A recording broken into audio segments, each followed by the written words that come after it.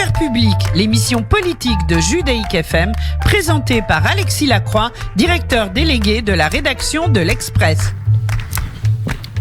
Serge Bispo, bonjour. Merci Bonjour. d'être là à Judaïk FM pour cette rentrée politique et géopolitique.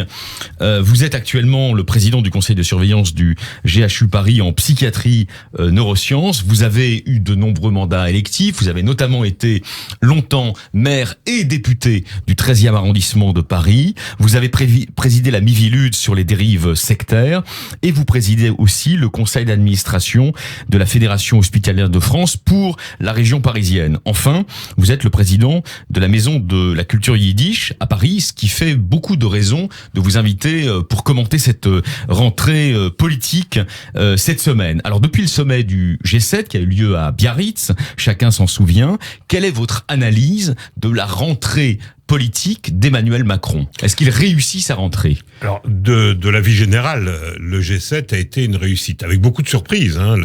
J'allais dire le coup, excusez-moi, assez huppé de l'arrivée du ministre iranien des Affaires étrangères. Je pense que c'est un peu préparé et que tout le monde, c'était pas une surprise totale pour les autres membres du G7, mais ça a quand même été très important. Et puis, il faut pas oublier qu'il y avait la réception de Vladimir Poutine, l'invitation au fort de Brégançon, qui est un autre lieu de pouvoir en France, pouvoir estival. Donc une rentrée politique marquée sur le sceau de l'international, et puis en même temps un certain nombre de problèmes qui sont toujours là et qui sont abordés avec je dirais détermination, mais en même temps je pense qu'il y a pas mal de dangers. Je pense à la réforme des retraites qui est maintenant sur la table. On va en parler dans un instant. Bien sûr. Je pense à la rentrée des Gilets jaunes. Pourquoi pas? Parce que les raisons ça a été dit d'ailleurs par beaucoup de membres du gouvernement, du mécontentement sont souvent encore présentes. Et puis, il y a d'autres types de problèmes économiques, sociaux, bien évidemment. Et puis, la réforme constitutionnelle, en tout cas, qui a été validée par le Conseil des ministres et présentée au Conseil des ministres hier, je crois, et qui va-t-elle suivre son chemin jusqu'au bout? Ça, c'est une autre question. Serge Bisco, on vient de l'évoquer à l'instant, vous avez tiré très rapidement les conséquences du G7.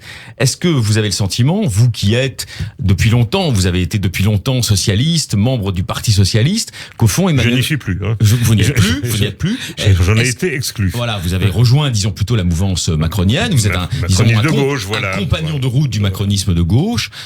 Tendance, vous nous direz dans quelques instants, mais très proche, j'imagine, des idées de personnalités comme Jean-Yves Le Drian. Est-ce que vous avez le sentiment qu'aujourd'hui, Emmanuel Macron restaure à l'international le nom de la France? Et est-ce que les initiatives qu'il a prises, que vous évoquiez à l'instant, invitation de Poutine à Brégançon, invitation du ministre des Affaires étrangères de l'Iran, vont dans le sens d'une accentuation ou d'une récupération de la place de la France?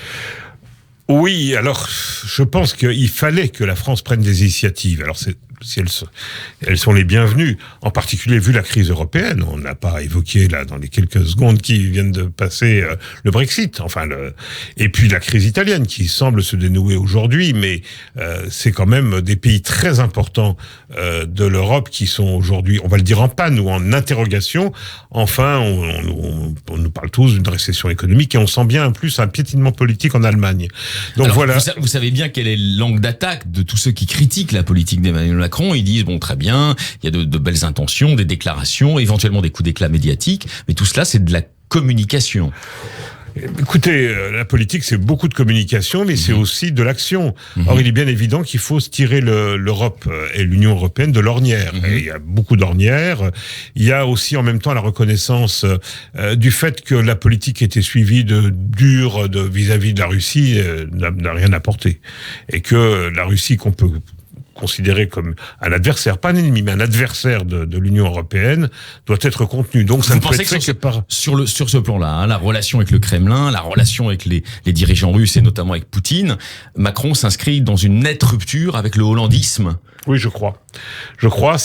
C'est un peu, je dirais, la politique gaulliste. À la fois, on dit la Russie, c'est un grand partenaire, pas facile, mais on peut pas dire simplement c'est une bande de gens qu'il faut punir, sanctionner. Enfin, ça c'est une politique qui peut pas aller bien loin. Voilà.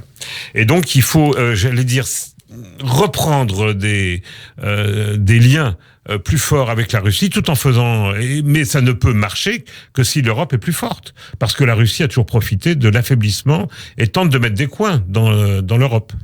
Serge Bisco, on le rappelait, vous êtes un progressiste, vous avez longtemps été au Parti Socialiste.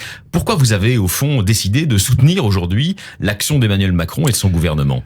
Écoutez, je pense qu'en 2016-2017, à la fin du mandat de François Hollande, avec qui j'avais de très bonnes relations, évidemment personnelles, je me suis rendu compte d'une chose, c'est que le schéma de la gauche classique, celui qui avait existé depuis 1970, des années Mitterrand, ne marchait plus.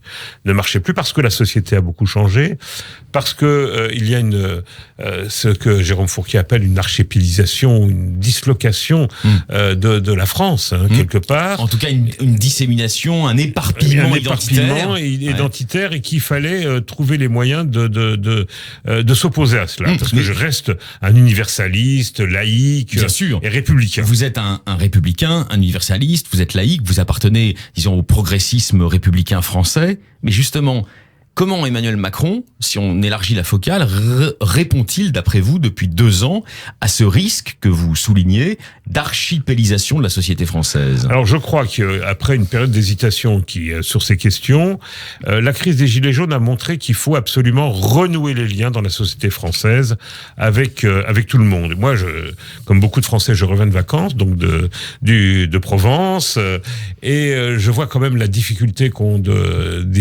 que peuvent avoir les petites villes, la désertification commerciale, les usines qui ferment, les services publics qui s'en vont.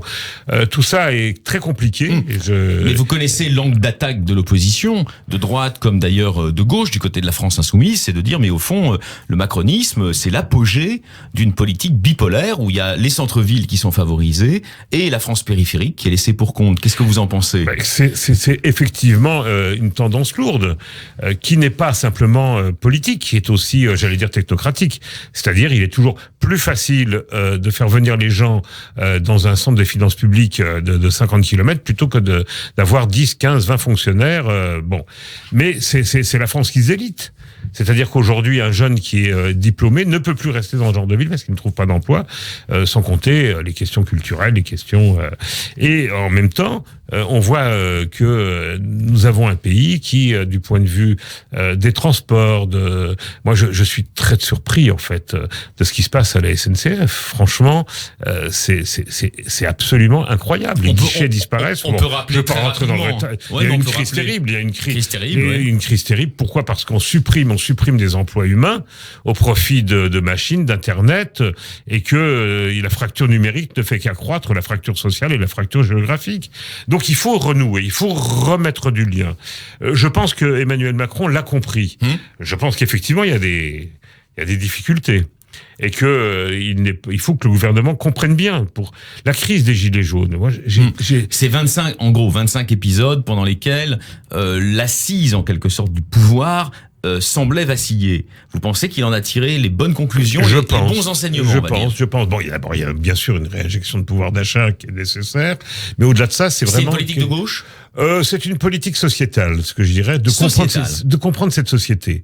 Et je crois que c'est très important. On lui a beaucoup reproché d'être devenu président à 39 ans, de ne pas connaître, etc. Mais je crois que maintenant, il s'est rendu compte qu'il avait besoin, de relais aussi intermédiaires. Quand vous entendez la France insoumise, ou aussi d'une autre manière... J'écoute peu la France insoumise. Voilà, les gens du Rassemblement National, ils tonitruent, voilà, au fond, Macron, c'est le pire du néolibéralisme, c'est pire que Sarkozy, c'est pire que Hollande. Qu'est-ce que vous en pensez, vous, qui êtes un compagnon de route historique de la gauche française? Je pense qu'elle se trompe. Je pense qu'il aurait dû... Tous ces gens se trompent.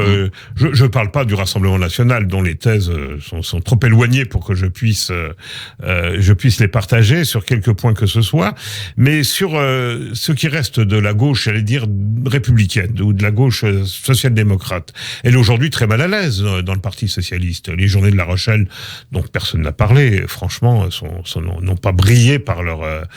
Il n'y a pas cette capacité d'attraction que pouvait avoir la gauche des années Mitterrand et la gauche des années avant le mandat Hollande, et qui pouvait encore attirer des intellectuels, des journalistes, des universitaires. Aujourd'hui, on les voit plus. Alors, ceux qui sont passés, je dirais, au niveau de la France insoumise sont des dévoyés.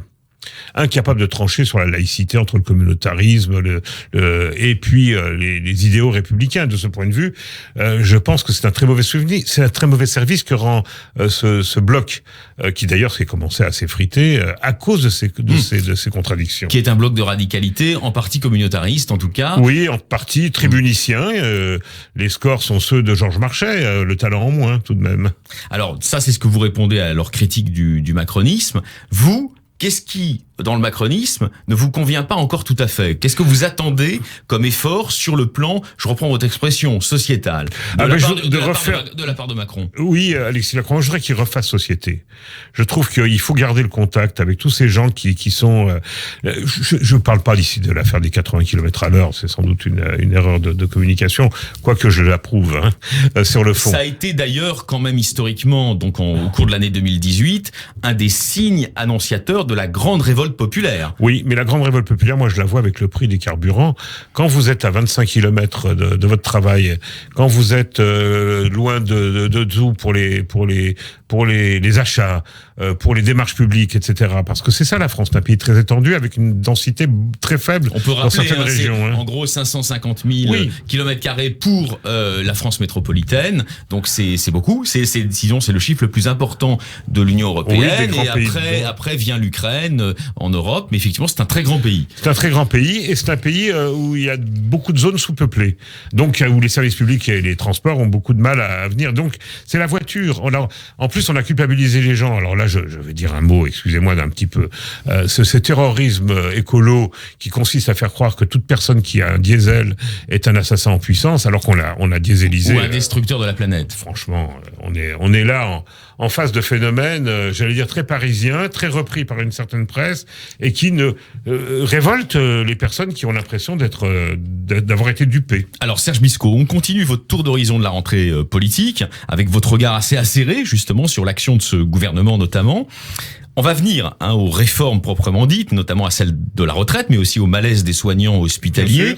Mais un mot quand même, est-ce que vous êtes, vous, favorable à ce qu'on baisse le nombre de députés et de sénateurs? C'était d'ailleurs une des promesses du candidat d'En Marche en 2017. Écoutez, oui, j'ai vu le projet hier, etc. Il est un peu sévère quand même. C'est donc, il va être difficile à faire avaler par le Sénat. Donc, s'il n'est pas avalé par le Sénat, on se retrouve dans une grande difficulté.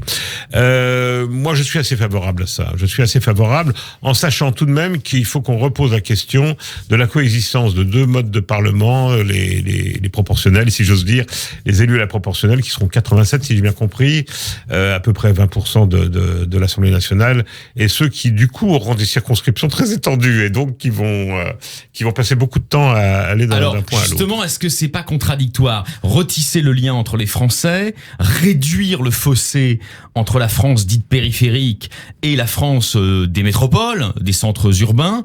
Est-ce que justement le fait de réduire les représentants de la nation dans les territoires, le nombre des représentants de la nation dans les territoires, n'est pas contradictoire avec l'objectif proclamé de refaire France? Je pense que ceux qui peuvent aujourd'hui jouer ce rôle, ce sont les élus des collectivités locales, les maires, les présidents de conseils départementaux, les conseillers départementaux. C'est un peu compliqué. Les intercommunalités, les métropoles, les agglomérations. Je pense qu'il faudrait quand même simplifier tout cela, parce que les Français ne s'y retrouvent pas. Vous élisez une équipe municipale et puis vous apprenez que des gens sont fléchés pour être dans l'intercommunalité.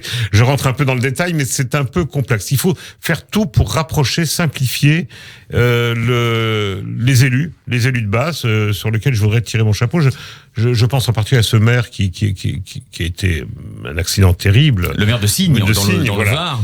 il faut absolument, c'est eux la démocratie vivante. Et s'il y a un reproche que je peux faire au gouvernement, c'est depuis 2 ans de ne pas avoir compris que ces corps intermédiaires, comme on dit dans notre vocabulaire, ces élus de base sont les meilleurs représentants. Il faut les écouter, même s'ils sont d'opposition. Alors vous faisiez référence à la mort, voire au meurtre, on le saura un jour, du maire de Signes dans le Var. Est-ce que vous avez le sentiment que la colère antipolitique, anti-parlementaire mais aussi anti-maire, s'est accrue ces 2 dernières années? Et si c'est le cas, comment vous l'expliquez? Alors moi j'y vois véritablement le discours vis-à-vis des maires. Non, je crois que c'est vraiment un accident très malheureux. J'espère que ce n'est qu'un accident très malheureux. C'est pas ce que disent tous les maires. Ils se sentent de plus en plus mais alors, il y a beaucoup de pris menaces. À partie, violentés. Alors je crois qu'il y a vraiment... D'abord, la campagne de 2017 a été épouvantable. Et l'accusation d'illégitimité portée par la France Insoumise, c'est finalement le plus grand reproche que je lui fais. Le plus grand reproche. C'est d'avoir... ne pas avoir accepté le résultat de l'élection. Vous savez, ces sottises mélenchoniennes. J'étais président à 600 000 voix près. Bon, voilà, comme disait un tel, à 600 € près, je mangeais chez Maxime, mais là, je suis obligé d'aller au McDo. Enfin, vraiment, ça n'a aucun intérêt. Ça rappelle Sarkozy en 2012, quand Patrick Buisson disait quelques semaines de plus et on le faisait réélire. Oui, absolument. Voilà. Bon, on tire des plans sur la comète. Bon, mais je crois qu'il y a là véritablement une grande responsabilité, partagée aussi par le Front National. Et je souffre, je ne suis plus membre du Parti Socialiste, quand le Parti Socialiste semble emprunter cette voie d'illégitimation du président de la République, du gouvernement. Il y a des reproches à lui faire, bien évidemment, mais on n'est pas en face d'usurpateur. Alors en se prononçant, c'est tout à fait inattendu, pour un accord sur la durée de cotisation des retraites, est-ce que le chef de l'État, au fond, a cédé à certains syndicats, et notamment à la CFDT? Est-ce qu'il a eu raison? Je pense qu'il a eu raison. Je pense que le système était un petit peu compliqué de dire que la retraite à 62 ans, mais 64 ans, c'est bien. Moi, je n'avais pas bien saisi, malgré toutes les explications un peu compliquées qu'on m'avait données. Et je préfère vraiment, et quand on est parti, c'est le point de vue de la CFDT, sur un nombre de points, enfin, finalement, de durée de cotisation, simplifions, et faisons en sorte, en particulier, que les catégories, les femmes, celles qu'on peut travailler, celles qui ont peu travaillé, puissent tout de même profiter d'une retraite absolument convenable. Édouard Philippe, le Premier ministre Édouard Philippe, la semaine prochaine, réunit les partenaires sociaux, les syndicats, justement, pour brainstormer sur le sujet. Vous en attendez quoi? J'attendrai que les syndicats retrouvent une légitimité. Les syndicats sont très faibles en France. C'est un peu le drame aussi d'Emmanuel Macron et du gouvernement d'Édouard Philippe, c'est qu'ils se retrouvent en face de d'un certain nombre de partenaires sociaux, très affaiblis dans leur représentativité. Absolument. Y compris les organisations traditionnelles, j'allais dire patronales, artisanales, etc. Mais les grands syndicats sont aujourd'hui sont très étriés. Une crise à la force ouvrière, une CGT qui, on voit bien, vogue sur tous les mécontentements, mais quand même un certain nombre de difficultés à rejoindre, par exemple, les Gilets jaunes. Enfin, on voit bien que, mis à part le cap que semble tenir la CFDT avec difficulté, il faut renouer absolument. L'idée de mettre un âge pivot, donc pour le départ à la retraite à 64 ans, c'était une mauvaise idée? Je crois, parce que c'était pas compréhensible. On peut pas dire la retraite est à 62 ans et le pivot est à 64. J'admire beaucoup vos confrères qui ont essayé de nous l'expliquer pendant l'été. J'avoue que c'est très difficile à comprendre pour les Français qui sont habitués, qui, je crois, ont bien compris le système tel qu'il va être proposé. Enfin, en tout cas, le système proposé me paraît plus clair et compréhensible et explicable. Vous êtes un médecin, vous êtes un hospitalier. Oui. Vous avez donc, je le rappelais, différentes fonctions au sein du conseil de surveillance du GHU Paris que vous présidez, dans le domaine de la psychiatrie et des neurosciences. Vous êtes aussi le président du conseil d'administration Île-de-France de la Fédération hospitalière de France. Est-ce que vous pensez que notre ministre de la Santé, Agnès Buzyn, répond correctement à la désespérance, voire à la déréliction des soignants hospitaliers en cette rentrée? La réponse n'est pas facile. Je crois qu'elle fait beaucoup. Et vous avez raison de rappeler les difficultés. Il y a 200 services d'urgence en grève, et en plus, ça ne se voit pas puisqu'ils mettent en grève sur un brassard. C'est beaucoup. C'est beaucoup. La situation est dramatique dans beaucoup d'hôpitaux. Je reçois évidemment des informations de tous les hôpitaux de l'Île-de-France et même au niveau national. Et nos services d'urgence sont impactés. Mais les services d'urgence, vous savez, ils ne font que refléter la crise de la médecine en amont. Difficulté de trouver un spécialiste à un tarif correct, difficulté de trouver un généraliste qui partent et qui ne sont pas remplacés, qui ne prennent plus de nouveaux malades. Donc, il faut commencer par là. Les services d'urgence, ils sont débordés aujourd'hui parce que l'offre de soins est très très inférieure à ce qu'elle était. Il y a une philosophe qui est Cynthia Fleury qui a travaillé récemment sur le sujet, qui dénonce l'entrée du néolibéralisme dans le management hospitalier. Elle a raison. Cynthia Fleury vient faire des conférences à Sainte-Anne, donc je suis toujours très ravi de savoir, mais je crois qu'il y a effectivement... alors, tout le pouvoir aux médecins, c'est ce que disent beaucoup de médecins, n'amène pas de bons résultats, puisque ça amène une compétition, et moi je veux dire que je rends un hommage ici, à la fois à ceux qui travaillent, les médecins, et le personnel médical et soignant qui travaillent dans des conditions extrêmement difficiles, et puis en même temps management hospitalier, parce qu'il est chargé, j'allais dire avec pas assez d'argent, de faire au mieux. Juste un point, Alexis Lacroix, je ne sais pas si on le dit assez, la France est le pays qui compte le plus d'hôpitaux. Et donc il va falloir qu'on prenne un certain nombre de décisions. Et on peut pas non plus, et je le dis aussi pour mes amis élus, toujours s'opposer parce que on dit il faut maintenir telle maternité, mais il n'y a pas d'obstétricien. Et vous pensez justement que la réduction programmée du nombre d'hôpitaux dans les régions, dans les territoires de cette France périphérique qu'on évoquait, vous pensez pas, Serge Bisco, qu'elle va à l'encontre, encore une fois, du désir de renouer le lien entre tous les citoyens? Oui, mais alors justement, il y a une réponse, c'est l'hôpital de proximité.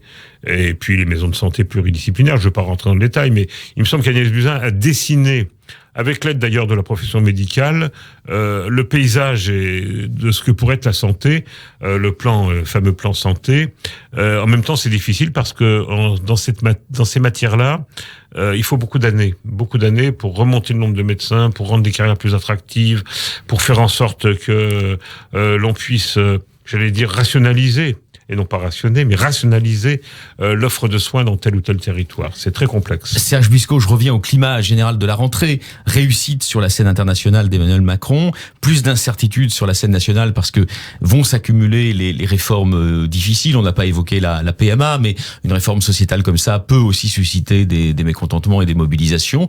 Est-ce que vous avez le sentiment que la situation générée par les Gilets jaunes en novembre, en décembre dernier, en janvier dernier, pourrait revenir? C'est-à-dire un grand ébranlement de l'exécutif sur un mode évidemment renouvelé.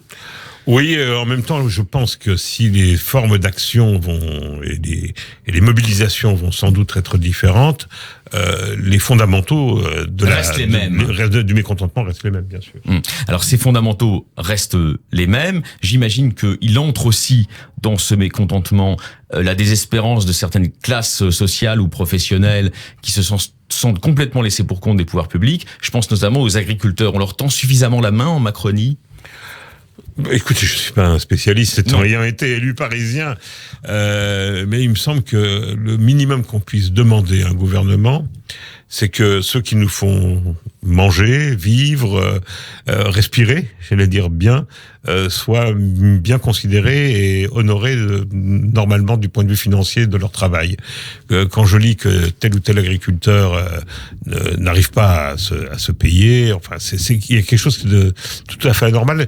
Et je me demande si dans d'autres pays européens, je connais pas le sort de la situation de l'agriculture en Hollande ou en Allemagne, mais il me semble que en France c'est quand même assez extraordinaire cette difficulté qu'on a à faire vivre le monde agricole. Serge Bisco, vous êtes un républicain, vous êtes de sensibilité, disons, on va dire social-démocrate. C'est quoi pour vous l'art d'être français? C'est une expression qu'avait employée le président de la République. Ah oui, alors ça, j'aime beaucoup ce terme, l'art d'être français. C'est fort de nos différends, de nos origines diverses, de nos histoires particulières, de faire France tous ensemble. Alors, cette mécanique de l'intégration, elle subit des revers. Et elle marche en tout cas moins bien qu'à l'époque où la France intégrait des immigrés italiens ou d'origine juive polonaise comme votre famille. Qu'est-ce qu'on peut faire pour refaire France ensemble? Alors pour refaire France, je crois que c'est d'abord le rôle de l'école, du travail aussi. Du travail, la lutte idéologique. Et bien sûr, plus que judiciaire, contre toutes les formes de terrorisme ou de radicalisme, d'obscurantisme, la lutte pour la laïcité. Enfin, on a, oui, la radicalité plutôt que le radicalisme, parce que les avis radicaux vont être très très furieux. Mais voilà, donc il faut absolument que nous puissions travailler tous ensemble pour faire en sorte que les jeunes générations soient aujourd'hui, trouvent un chemin et une espérance aussi, parce que il y a des quartiers qui sont aujourd'hui abandonnés. Et ou, pire encore, qui sont à la fois ségrégés socialement et ségrégés culturellement. On suivra évidemment avec vous dans l'année qui vient les politiques qui seront menées justement pour réparer ce tissu social. Pour l'instant, vous avez l'impression que le président de la République a vraiment pris la mesure des fractures, de l'archipélisation qui menace ? J'ai l'impression que le diagnostic est fait, je parle un peu comme un médecin. Maintenant, il faut que le traitement commence et soit efficace. Bien, on espère que cet appel sera entendu au sommet de l'État. Le moment est venu, Serge Bisco, pour vous de nous délivrer votre conseil de lecture. Il s'agit d'un livre, le dernier livre de Bernard Guetta. Dans l'ivresse de l'histoire. C'est formidable parce que Bernard Guetta, qui nous a beaucoup enchanté par ses chroniques, journaliste, commentateur géopolitique, et aujourd'hui ex de France Inter, et aujourd'hui LREM, député européen. Député européen, LREM. Donc en même temps, c'est une histoire de l'Europe. En quelque sorte, il ressemble aussi un petit peu, et je crois que ce sont des gens qui se fréquentent, à Cohn-Bendit. C'est notre histoire, de ma génération, c'est-à-dire les espoirs de mai 68, et puis la chute du communisme. Formidablement, alors je suis très sensible à ce qui s'est passé en Pologne, bien évidemment, pendant toutes les années 70-80, mais ce magnifique réussite, et puis la chute du mur, et puis la fin du communisme, et puis cette période où que Guetta montre bien, où le libéralisme l'emporte, et où la dureté des temps commence et il faut recoudre et remettre du lien social, et je crois que ce livre est très important. Alors c'est sans doute une des questions que Guetta se pose et à laquelle il essaye de répondre. Pourquoi, chez les jeunes français, il y a un tel niveau de désamour, de désaveu, de décrit de l'Europe ? Je partage pas cette analyse. Cette inquiétude, oui. Je partage pas. Je crois que les jeunes qu'on voit partout en Europe, alors on nous dit c'est la partie la plus éduquée, etc. Mais beaucoup de jeunes ont compris que l'avenir était aussi dans l'international et en particulier en Europe. Moi, je suis toujours très frappé quand j'arrive dans un village et un jeune homme, une jeune fille me dit moi j'ai fait 3 ans dans un hôtel à Singapour. Après je travaille à Genève et maintenant je travaille à Paris ou à Bruxelles. Moi, je trouve ça formidable. Alors, il faudrait que ça soit partagé par plus encore. Mais c'est notre avenir. Hein. C'est notre avenir. Et pour nous qui avons vécu tous les drames de l'Europe, c'est quelque chose de très important. Et je souffre, mais vraiment, je souffre quand je vois l'Europe se déliter, quand je vois le populisme ou le nationalisme exaspéré l'emporter sur la construction et le fédéralisme européen. Serge Bisco, merci beaucoup. Le combat continue. Et la semaine prochaine, à votre place à Affaires publiques, ce sera le philosophe Bernard-Henri Lévy. Très bonne journée à vous, Serge Bisco. Merci à Judaïque. Affaires publiques, l'émission politique de Judaïque FM, présentée par Alexis Lacroix, directeur délégué de la rédaction de l'Express.